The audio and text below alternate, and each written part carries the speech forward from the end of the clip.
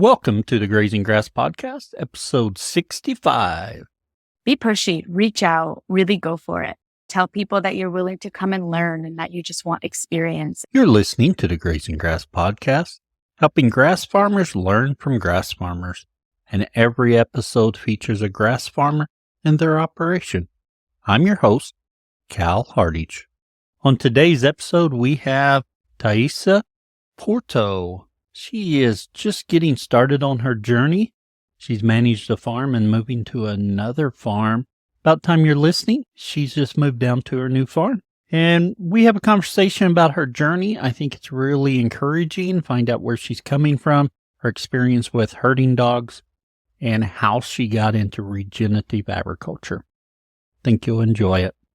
First, 10 seconds about my farm. All the farmers can do around here right now is talk about the weather. And if you're in my area of the United States, I suspect you're talking about the weather. It is hot, but we've had a nice rainy spell to the tune of about 4 inches over the last week and a half by the time this is published. It is hot, but that water makes a world of difference. We're pretty excited about having that. So that was 10 seconds about the weather this week. This week for a review, I am going to read just a little bit of an email I received. I'm not going to say who sent it because it was sent to me rather than published on the reviews on the site. And before I read this, if you've not left us a review wherever you listen to podcasts, I encourage you to do so. It helps spread the word about the podcast. And while I would prefer you would give 5 stars, you don't want to give 4 stars. You want to drop it to 4. I'm okay with that. Let's not get in that other territory. Anyway, here's what I received this week. First off, thank you for producing your podcast. I've not listened to every episode, but meaning. The thing I like about your podcast that sets it apart from other regenerative agriculture type podcasts is that you interview many producers who are beginners of various sorts. There's a fair share of big names, but I really like hearing all of the novice folks out there and the myriad of journeys to get into agriculture. It is very challenging, and hearing their stories is encouraging. That's what prompted me to reach out. No matter where we are in our journey may help encourage someone else along their path and give some new ideas. And I really appreciate that email, and I fully agree with that. That's one reason we try and highlight producers and their operations of all different sizes, all different levels of experiences, and all different species. Taysa's is mainly talking about sheep. She's done some cattle. And next week, we talk about a few species. And then the following week, we're talking about goats. So we've got a nice variety just in these 3 episodes coming up. This is a really good episode. We have some really good ones coming up as well. And thank you for listening. Enough of that. Let's talk to Taysa. Taysa, we want to welcome you to the Grazing Grass Podcast. We're excited you're here today. Yes, thank you so much for giving beginner farmers a platform to also share. It's really cool. Wonderful. Can you tell us about you and what you're doing? Every step I've taken has led me to where I am. Sounds dramatic, but I was the young girl that always dreamed of farming. I don't come from a family that has any kind of farming background or land or anything like that. So I started out with, just trying out all of the things that involved animals. I'm very good with animals. I can interact with animals in a very different way. So I went to vet school for a little bit in Brazil. That didn't turn out to be too much of what I wanted to do. It was very clinic and materials, and just didn't end up being that. So I moved to California, and I actually trained dogs for 6 years. And that was really fun and really beautiful. It started out with basic obedience and all of that kind of stuff, but I tend to want to go deeper always in everything. So I went deeper and did some behavior modification stuff. And then I still felt the need for something more, which led me to work with working dogs. So dogs that are genetically predisposed to want to do something. And so I worked with herding dogs for a bit, and I was living in the mountains in California and working on a herding ranch. And I worked with a lot of cattle dogs and Australian shepherds and border collies. So I was around sheep and cattle, and that just felt so good. All the smells, all the sounds, everything about that environment just brought up a lot of feelings that felt really close to home. So that happened for a while until I started to feel like doors were just closing, not closing, but like my chapter in California was ending. And right at that time, my car broke. My car had 150,000 miles on it, and I would not be able to drive it across the country. And as soon as I got a new car, I was like, I can drive across the country. And this was something that I had just been feeling for a while. My parents live in Massachusetts, so I drove to Massachusetts initially and kind of just like settled with everybody for a while. And maybe a month and a half later, looking for jobs, I found a livestock caretaker job at a farm, and they were called a regenerative farm. So I applied for the job and I went for the interview and I got it. And so that's what I have been doing for the past year in Massachusetts. I was working on a farm. I was raising sheep and cattle and goats and pigs and broilers for CSA shares. That's where I was introduced to regenerative agriculture and what it means and what it is and how it's different from the other kinds of agriculture. That's where I learned a lot of the basics. It didn't take me too long before I started to ask questions. And I don't know that everybody there had the answers I was looking for. There was a lot of control, maybe. I just started to ask questions about weeds and, why this plant can't be here. I would get a lot of like, oh, this is bull thistle. We can't have this here. Like every time you see this, pull this out. And I don't know, just with many species. And I started to question myself, like, but why? Like, what is bull thistle? Like, why is it there? Because it's not supposed to. I was just not getting answers that I wanted. So I started to do my own research and I started to go deeper and look for farmers and young farmers that were doing this and who was doing things differently. And I was able to find a few people that I felt really aligned with the way that they were speaking about this whole movement. And I contacted them. And ever since then, I've been on a journey, and I attended an EOB course with the Rabinia Institute with Daniel Griffith. Meanwhile, through all of this, I was like really opening myself up and telling everybody that I was very open for any opportunities that were involving holistic management with the Savory Institute. That is something that I really was interested in. And recently an opportunity did come up. I will be managing a farm in Tennessee starting next week. So that will be my next journey. You just talked about you've got this light and got that job. So you got your main experience been with dogs. My main experience had been with dogs. Aside from a few other species sometimes in my veterinary years, but mostly dogs. I had experience with cattle and sheep just from the year of sheep herding. I was working with herding dogs. So I was herding sheep and cattle in California. That was my only experience with sheep and cattle. So when you get there and get started, did you have a night on the journey? And what did you do to gain more information? I had a lot of support there. I did go into it letting everybody know that I had never worked on a farm or worked with these species before. But I had a lot of support. My boss was very kind to be next to me almost every day for, I don't know, maybe half the year, teaching me a lot of the things about like sheep behavior and things like that. I picked up very quickly the animal side of things. That doesn't worry me at all. I think the hardest part was really understanding forage and like the growth rates of things and the seasons and the species. I think that was a learning curve. And I feel lucky he was very nice to walk me through a lot of it. So I think that's exciting because you come from a background without a lot of livestock experience and coming in there and just having the courage to apply for that job, to get it and start that learning journey. I must say, I feel very close to it. And I've always felt close to it, even having never done it. I don't know how to explain it. You did that for a year, and now you've got this opportunity to go to Tennessee and manage a farm there. What can you tell us about that operation? It is a couple that they actually live in Florida and they bought this property in Tennessee 2 years ago. So it's really new. They want to retire there in a few years. So they're building a house. They inherited 29 cattle with this property.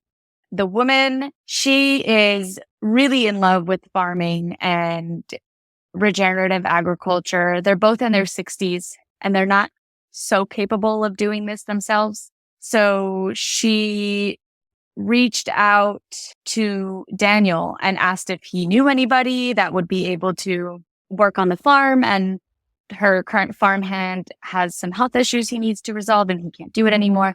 It's a really new operation. It's really birthing itself, and I'm really going to be the initiator of it. Right now, she just sells, half cows to people that she knows. So there's no real operation. Yeah, it's really exciting. I'm really going to come in and she's dreaming with me. I think we're both dreaming together. She's open for me to bring in, new enterprises. I feel very comfortable with sheep. I was around sheep a lot the past year. I went through a whole month of lambing almost by myself. I feel comfortable with sheep. She's very open to me bringing in sheep. And yeah, I'm excited. I'm really scared and really excited. Very exciting. So what kind of cows do they have? I assume you've been there a little bit. Yeah, I was there for a week about 2 months ago. She has a mixture of Angus and South Pole. Really big animals. And Hereford as well. Hereford, Angus, South Pole mixes.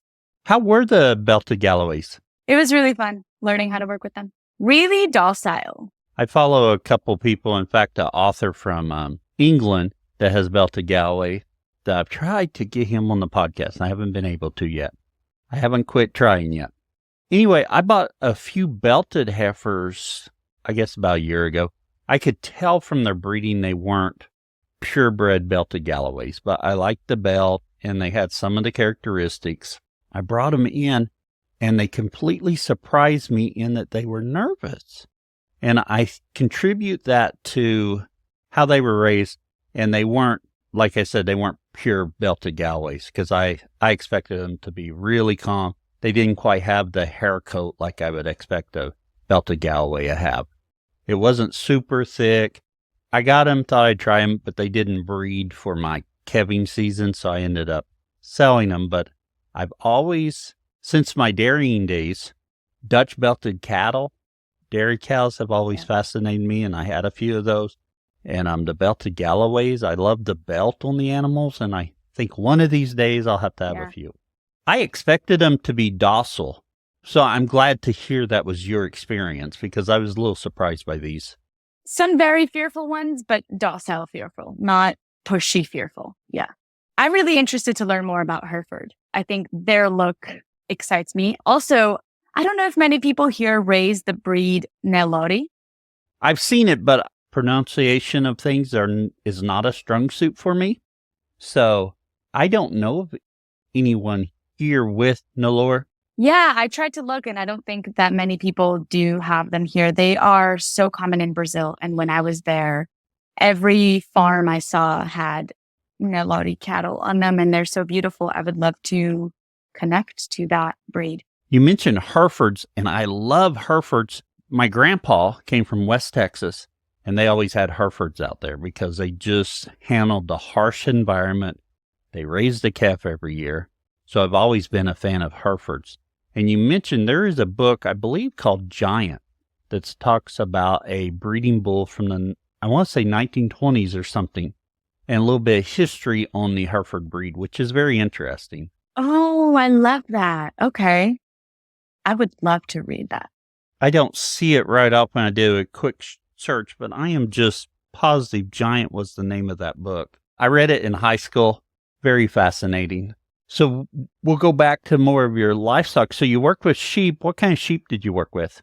We worked with Katahdin and Dorper sheep. I had a great experience with sheep. I don't know. I hear a lot of bad things about sheep and people. And yeah, I hear a lot of farmers have very bad experiences with sheep escaping and all of that. I had a lovely experience with sheep. They were great. Maybe it was because I spent a lot of time with them. They were very aware animals. They knew exactly who they were and they knew who was in front and who was always going to lead. I'm a little curious about did they use Dorper rams with them, or were they just mixed in general? They were just mixed in general from mixes that the farm inherited. The ram that was there when I was there, he was a Katahdin ram. So do you lamb out some of those Dorper Katahdin crosses? And how'd they do? They were beautiful lambs that were growing really well on the grasses we had. We had a lot of grasses, a lot of orchard, a lot of fescue, a lot of clovers, a lot of perennial rye, a lot of cool season grasses. We did lack a bit of warm season grasses, but yeah, we had beautiful lands that were growing very well on these grasses. And by 8 months of age, they were looking really, really nice.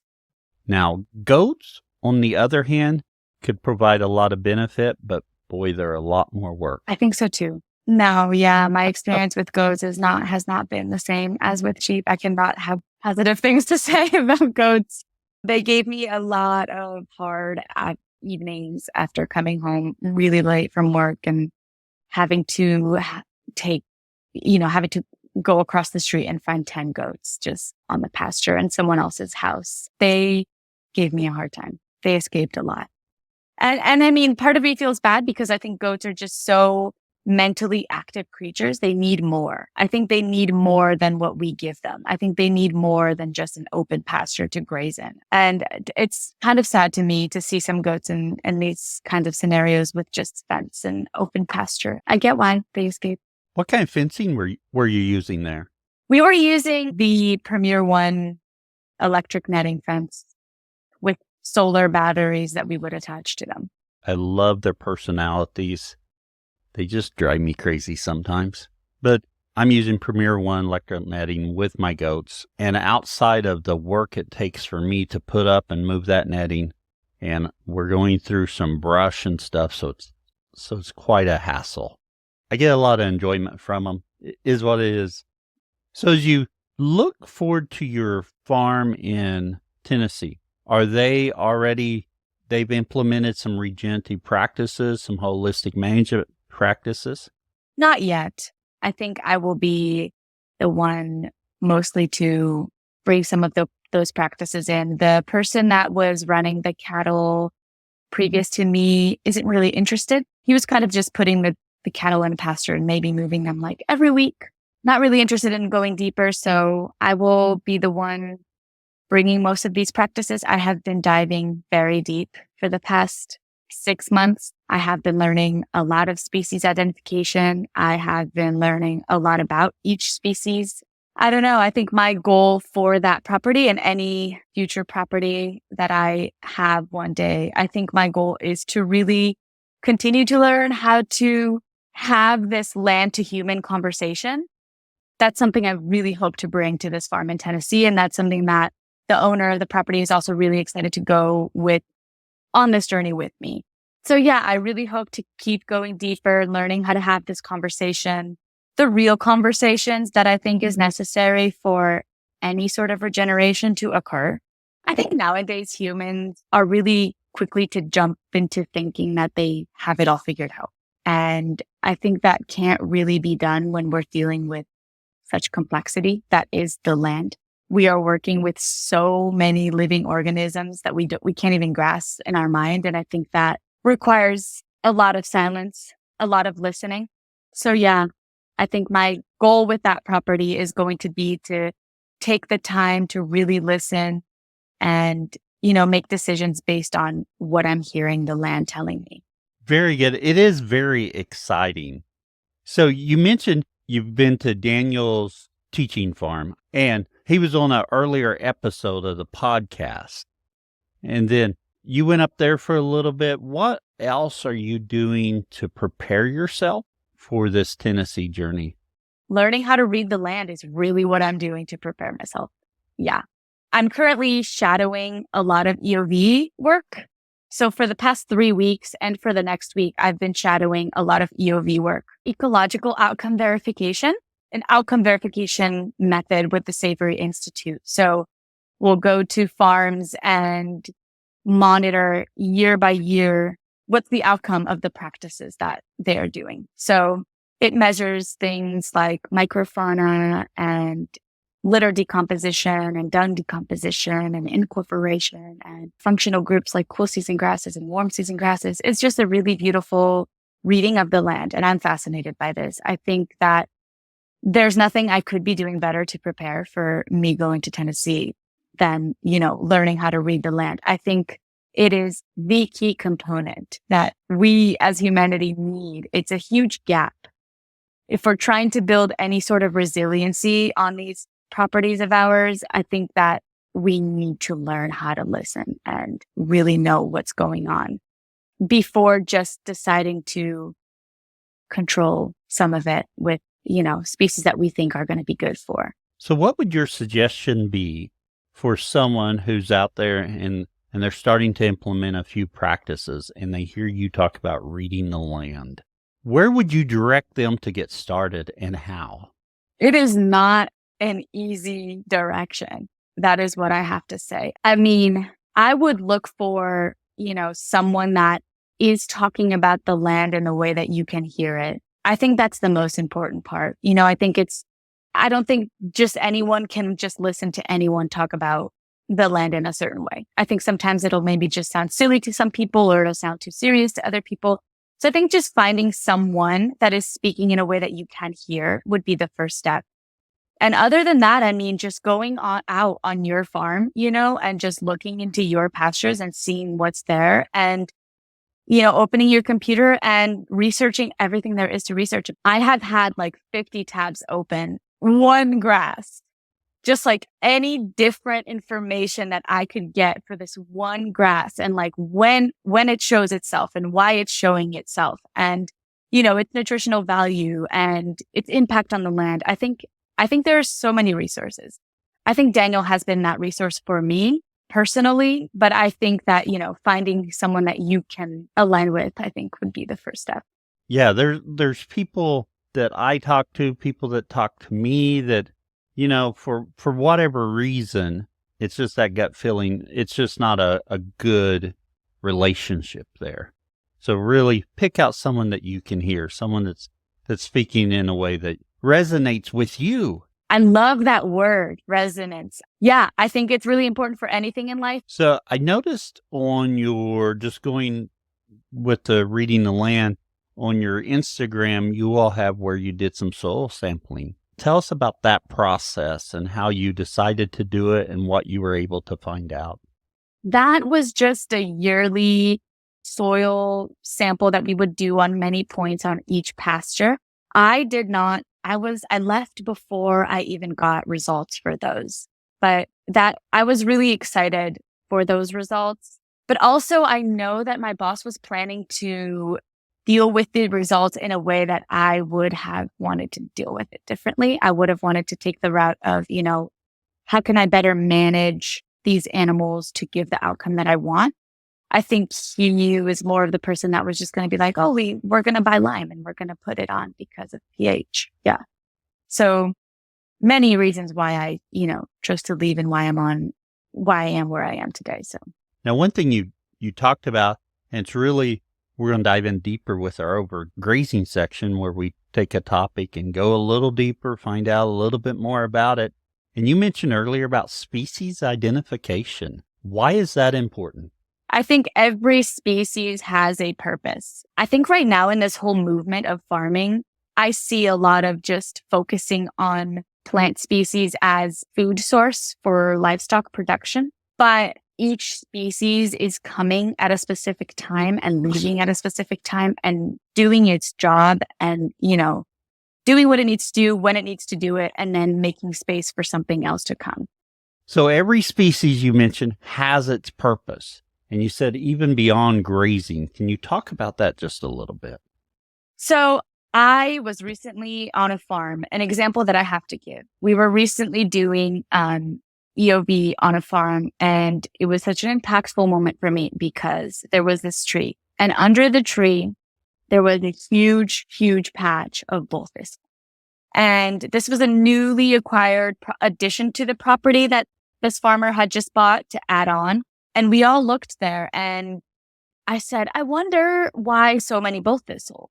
And he said, the previous owner of this property used to set stock cattle in this field.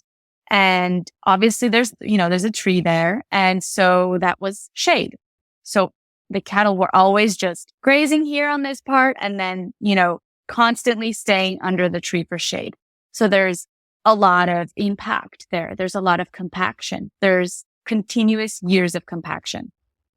And what's the first thing, that came after this was reversed bull thistle. And bull thistle is a very spiky plant that you touch it lightly and it spikes you. And the farmer was like, I think all that it's saying is just stand back for a minute. Just leave me alone and let me come back. That touched me so much in that moment. And I was like, yes, that is it. That is a response of the land of saying, I need a minute. And, bull thistle does have mineral mining properties, as well as many pioneer species do. The species that are the first to emerge after some sort of disturbance, they all have beautiful mineral mining properties, and they're all so looked down upon. But there's work being done there. And I think that proper management can, allow the flow of that to just happen. And you can monitor and observe what emerges, with your management. And I think we need more relationship with our properties for sure in a deeper level. Right. And to understand why that plant's there, trying to protect the ground, the soil, and it does an excellent job. Now, I've been recently reading Kathy Volt's book about teaching your cows to eat weeds, which is very interesting. In fact, I plan to try and get my cows. One of the lease properties I have has a lot of Sericea lespedeza, which was planted on a lot of ground after they mined it for coal in our area. It gets stemmy.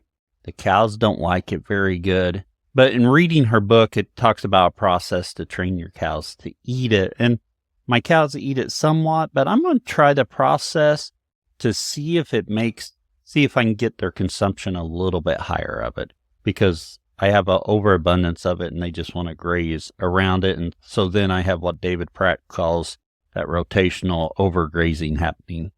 So hopefully get that a little bit better. But one thing she talks about in her book with bull thistle, Canadian thistle and stuff, and we have some thistles out here, that she trained her cows to eat thistles.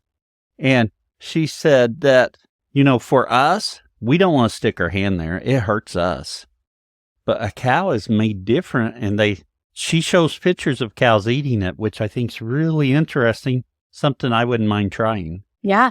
I mean, have you left your cattle in a specific area with the lespedeza long enough to have them eat it, or is that something you're still going to try? I have, and they will clip on it, but they just really complain about having to do it. So I would like to create some better experiences for them, in that maybe some more positive feedback for them to graze it. They will graze it, especially when it's smaller, but I've got some areas that's gotten too big, which is on me. I didn't have enough cows there and stuff. But if I could help them with that feedback cycle, that it's a little bit more positive to eat that, set up some positive circumstances for them to try it and go through this process that she outlines, I'm hoping to get a little bit more or a little bit better consumption of it. Because once it gets stemmy and big, they want to go out and they want to graze Bermuda grass, anything else grazing or growing around it, and just leaving that lespedeza or that Sericea lespedeza there. Have you tried the goats? The goats and sheep love it. It's got some tannins in it, which really help with parasites for goats and sheep. But what it does do, it decreases the egg-laying ability of the barber pole worm as they're consuming Sericea lespedeza. The goats, like you mentioned earlier, I'm using a netting with the goats, and that's a lot of work.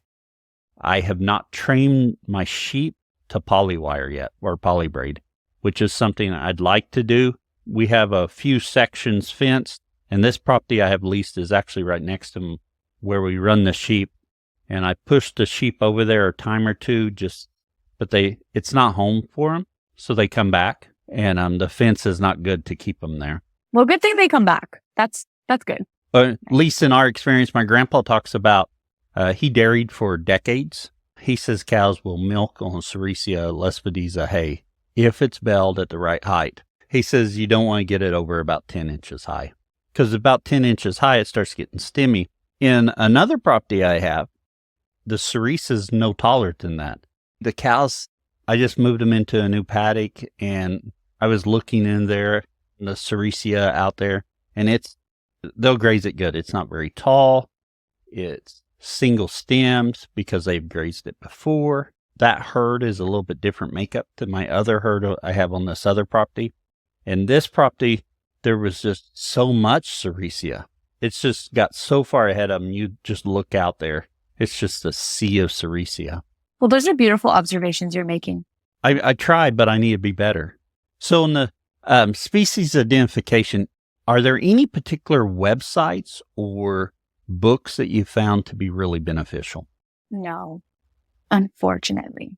I am in the process of creating a beautiful Google Doc of everything that I have gathered so far. Because really, books on grasses will just tell you the name of a grass and then the scientific name of the grass. And then where maybe it's found, cool or warm. It won't give you too much. It won't go into like the actual literacy of like, who is this grass and what is it saying and what does it do? I'm doing that on my own. It's a journey. As you think about your farm you're going to in Tennessee, what some challenges do you anticipate? Probably mechanical challenges. Probably tractor or some tool mechanical issue that I won't know how to deal with, but I'm going to have to learn. On the previous property I was working at, I learned a lot. And I think a lot of the challenges I did face were just, I think farming tools are made really big. They're not made for like every sized hand. And so that was definitely a challenge. Sometimes it wasn't even that difficult to do a certain task, like a plier, a fencing to like do fence work. It's just like bigger than my capability. So I think I'll face those challenges in the new property as well. And, like putting a mower in the back of a tractor by yourself is always a challenge. Probably, yeah, mostly mechanical. I just say that not to say that I will be really good at everything else, but I expect, I think something holistic management is really big on is, you're going to make a plan and then you're going to assume you're wrong and then you're going to monitor and then you're going to replan. So I'm already assuming I'm wrong on all the plans I have, and it's fine. I'm going to apply them and I'm going to monitor them and I will replan. So I'm ready for those challenges, but the mechanical challenges will be the real challenges. As you think about your future, what are some goals for yourself? Again, this is going to sound repetitive, but, I think it's to continue to learn how to have the conversation, the real conversation, the land conversation, connect the dots as much as I can with forage and underground life and above ground life. And, as much as I can to hug it all and really understand the complexity of it. I think that's always going to be my personal goal. I don't see myself ever doing anything else. So I hope to keep going deeper into that ocean and, one day be able to extend that to whoever wants to hear it or learn it and, produce really beautiful quality meat for my community. I think that's a beautiful goal that I really, really hope to have. I think the day that I, sell my first box of meat to a consumer will be a very exciting day for me. Wonderful thinking about those challenges and goals going forward. I just love the passion you're coming to it with. It'll be exciting to see your journey. It is time for us to transition to our famous 4 questions. Same 4 questions we ask of all of our guests. Our first question, what's your favorite grazing grass related book or resource? I would have to say Daniel Griffith. He's been the best resource so far with grass related. Yeah. Refresh my memory. Is he in Virginia? Yes, Virginia. And secondly, what tool could you not live without? It has been very good to have extra twine in my pocket and a fencing tester. Those have been my 2 favorite tools. The number of times I have had to like put something together on the spot and I had twine just from like hay bales in the winter, it was lifesaver. to have like animals escape and to be able to understand how much the fence is running at, or if it's off or if it's on, to just have that control with you in your pocket has been life-saving for me. Both are wonderful tools because when you need them, you need them. Oh man, that's so handy. You've got to know how hot your fence is, because you check that, you can immediately see why they're getting out or Absolutely. or get closer to it. What would you tell someone just getting started, even though you're just getting started? First expose yourself to different practices. I think it's really important. And once you do that a little bit, I think finding someone that speaks your language and that, in a way that you can hear and that you believe in, I think is really important. Reach out and open yourself. Like, I was pushy. The beginning of this year, if I look back to like February and now, the steps that have been taken and the places I've gone and the things I've done, like, I couldn't summarize it in a podcast. But I was pushy. I emailed and I emailed and I emailed, and I just found whoever I felt like I wanted to learn from, and I emailed and I contacted. And, people responded sometimes with like, we don't have space, or I got no's, but I also got so many yeses, and the yeses I got are really where I am today. And it's really exciting. So be pushy, reach out, really go for it. Work for free, tell people that you're willing to come and learn and that you just want experience. And yeah, I think interest and intention, definitely. Oh, I think that's wonderful, wonderful advice. To paraphrase it just a little, I might say, take control of your learning. Absolutely. Yes, very good. Where can others find out more about you? I think just Instagram right now. Yeah, just my Instagram. Probably will be creating an Instagram for Five Creeks. Five Creeks is the name of the new property I will be managing. Still, it'll initiate on my Instagram. So a lot of my journey will be documented there. I'm excited. Taysa, we are so glad you came on and shared. And like I mentioned a while ago, the passion you're bringing to the project, the excitement, you've got to have that to get going and to carry you through some of the low moments, because there's always highs and there's always lows. Thank you so much. Truly. Thank you for the platform to be able to share, even with very little experience. All I have are feelings, but they are exciting. Thank you very much. You're listening to the Grazing Grass Podcast, helping grass farmers learn from grass farmers. And every episode features a grass farmer and their operation. If you've enjoyed today's episode and want to keep the conversation going, visit our community at community.grazinggrass.com. Don't forget to follow and subscribe to the Grazing Grass Podcast on Facebook, Twitter, Instagram, and YouTube for past and future episodes. We also welcome guests to share about their own grass farming journey. So if you're interested, fill out the form on grazinggrass.com under the Be Our Guest link. Until next time, keep on grazing grass.